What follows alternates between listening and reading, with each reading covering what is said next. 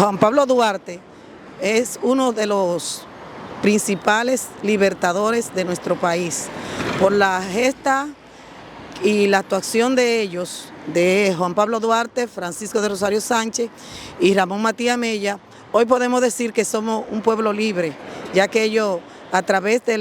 del movimiento de la Trinitaria, ellos se esforzaron y lucharon para que hoy nosotros seamos una nación libre e independiente y soberana.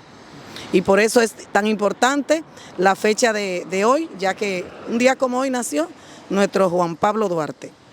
Ante que todo, muy buenos días a todo público presente, televidente, aquí en Aruba. Para nosotros los dominicanos, hoy la fecha de 26 de enero del año 2024,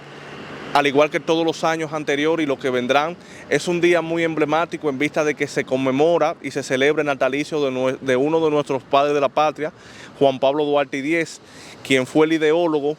para que hoy en día la República Dominicana contara con su libertad y soberanía. Nosotros nos sentimos sumamente agradecidos y orgullosos en nombre y en representación del Consulado General de la República Dominicana, en representación también de nuestro cónsul general, don Luis Eludi Pérez Delgado,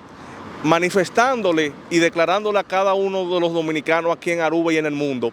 que nosotros nos vamos a celebrar año tras año este día, porque hoy en día nace la libertad de aquel de quien nos dio la libertad. Y es por ello que nos sentimos sumamente agradecidos, principalmente con el país, con el pueblo arubiano, por darnos la oportunidad de precisamente aquí en esta plaza que lleva como nombre Juan Pablo Duarte Díez, poder conmemorar y sentir nuevamente la celebración del nacimiento de una persona que hoy en día y todos los días nos enorgullece. Muchas gracias y bendecido día.